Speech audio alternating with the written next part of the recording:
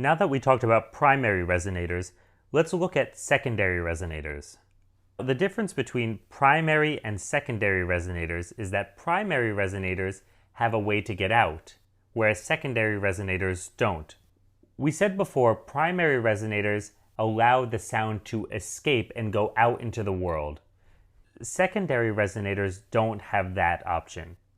Because of that, they do not contribute to overall sound.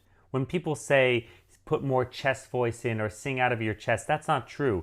Sound only comes from our vocal folds, from that glottis. That's where we sing from. And then the sound goes through the vocal tract and is enhanced and then goes out. And that's all the people hear.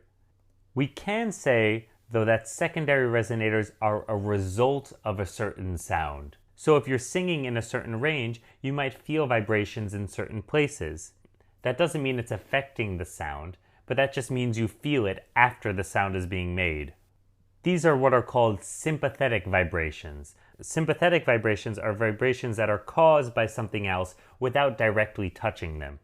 Even though these secondary resonators don't apply to our sound overall, they are great feedback tools.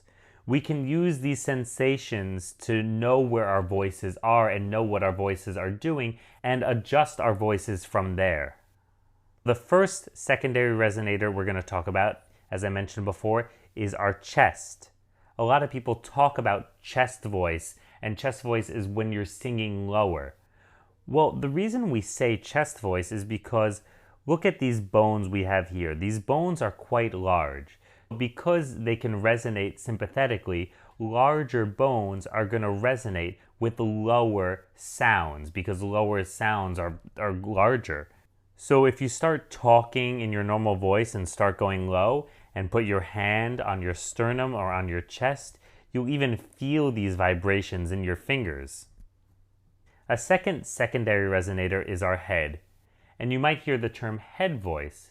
This is because the bones in our head can vibrate as we're speaking, and normally these bones vibrate at a higher frequency because they're smaller or thinner than the wide and expansive chest voice. As we talk, you can put your hand on your head and you'll feel the vibration in the top of your head with certain frequencies and certain vowels, and depending on what range you're talking in. Try saying a phrase and feeling your head now. Another secondary resonator are our sinuses. Sinuses are holes in our skull that are made to make it lighter. Because of that, they don't have any escape route, which is why they're secondary resonators like the chest and the head. People often talk about in singing the mask, and that's when the sound is in your face. Well, when that is happening, you're feeling vibrations from your sound in your sinuses, and this is a great feedback tool that you can use. Now that we've talked about these three main secondary resonators, we can move on to the next lecture.